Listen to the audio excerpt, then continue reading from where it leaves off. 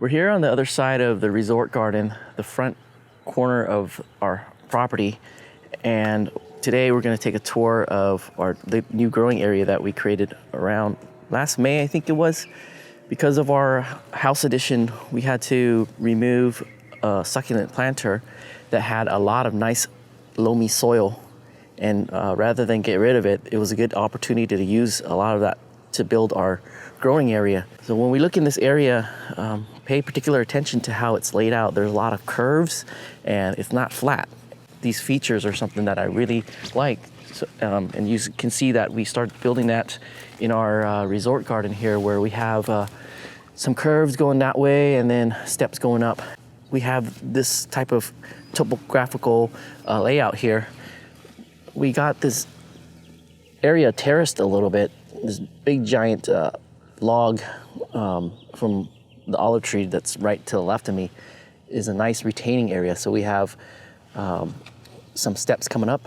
So there are some garlic from the supermarket that's growing. And then down here we have a nice looking potato plant. And here we have soil that's building.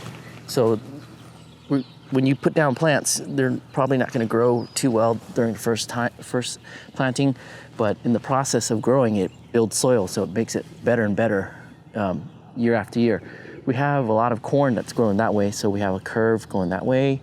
And if you notice, it's starting, the topography is starting to go down that way. We have an island there, and it's a shape of a wedge. We have some things planted over there. And then over there, there's a little tuft of garlic. That's a shape of a triangle. So we try to make this a very dynamic, organic looking growing area. In front of the corn, we have a lot of the artichoke plants. So we have some design in terms of this space. The artichoke plants create a natural barrier. So on this side is the sidewalk. So we have different layers forming to give us a nice wall. So we're building a separation without the traditional method of fences and such. In front, we planted down some wheat, ornamental wheat, as another layer in front of our artichoke plants. There's a lot of plants going down here, so we'll highlight some of the more interesting ones. These are the volunteer cilantro. We've harvested them for some chimichurri. Also in front of the artichoke, we have some daylily. Those are the edible kinds, so we're gonna harvest the buds and dry them out for cooking.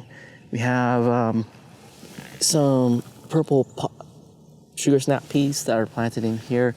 And then in front of the Kayuyu chuspie corn, this is also the corn where we found a corn truffle, also known as a huicoche, that we recently did a video on how to cook that up.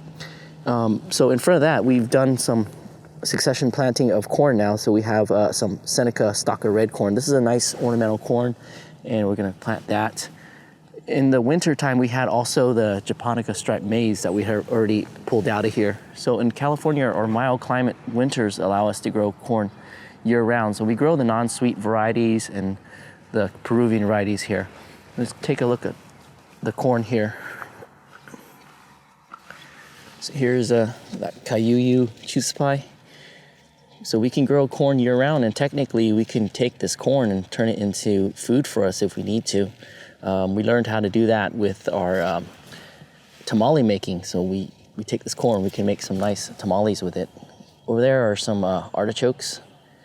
That's the purple of Ragmania variety. Here we have broad beans. Personally, I don't like the taste of broad beans, but I enjoy growing them. These are going to be saved for seeds so we can grow them again next year, but they produce a lot of green foliage that we can use to make compost with. And also it helps build the soil that's underneath us. To the left of it is this hollyhock that was transplanted. It's really taken over here. It's a Watchman hollyhock. Down below we have some prunella. That's a herb, medicinal herb, and it didn't expect this guy to really take over that much. And then we recently planted down our lemon tree here. This is a Genoa lemon. Next to the lemon tree, we have some French gray shallots. These are supposed to be difficult to grow, so we'll see if we get some nice shallots. And when we pan over, we're back to this wedge island here where we have some garlic growing. It's been a really wet winter, and the presence of black aphids means that the garlic isn't too happy. We're gonna keep them in here because we got some, what looks like a nice girth on the stalk here, which means we might be able to get a garlic head to replant. I keep on forgetting what variety is here. This is one that was gifted to us by a farmer's market vendor. I can't remember right now. There's actually 2 varieties here. And then over there, in that little patch there, those are Thai Fire. That's a soft neck variety. They grow really well here. That's gonna be our staple variety in terms of garlic varieties that we're gonna produce on our own. And over here, we have a patch of sweet peas. These are ornamental. These can't be eaten. These are actually toxic if you try to eat them. Over here, we have some of that japonica striped maize corn. It makes really nice variegated foliage, and these are volunteers. You can see our corn that we just end up storing all over the place. Here's a potato plant, and over here is where we grow our watermelon. This is a really good watermelon growing area. The soil is perfect for it. It's loamy. It's sloped down, so it's got good drainage. We have a watermelon orange glow growing right there, and then have some volunteer potatoes from our last dig. I guess we didn't get them all. And some sunflowers. This is the sunspot sunflower. I enjoy them because they're short and they make these really big, giant heads. So the way the plants are planted, it's with respect to how the sun hits this area. We get sun from one direction in one part of the day, and then another direction in another part of the day. It's all because of the way the buildings are laid out. So you're not going to see a traditional square here or grid. So we have some sunflowers going that way, and then we have another variety going that way. This is why this patch of garlic is also in a wedge shape. So it's just to maximize all the sun that comes down this way.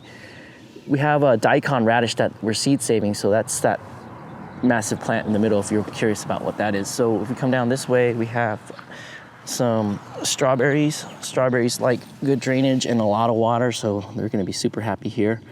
And this is an overwintered ahi lemon. We have some more potatoes that way. So we're going to try to grow a succession, grow our potatoes and get potatoes throughout the year. And where we plant them is with respect to how the weather's going to be. So if it's going to be cold like in the winter time, we're going to want to plant them here where we get a lot of sun.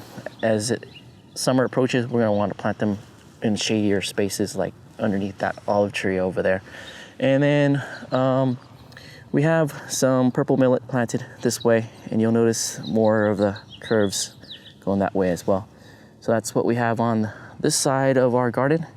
And until the next update, thank you for watching, and we'll see you in the next video.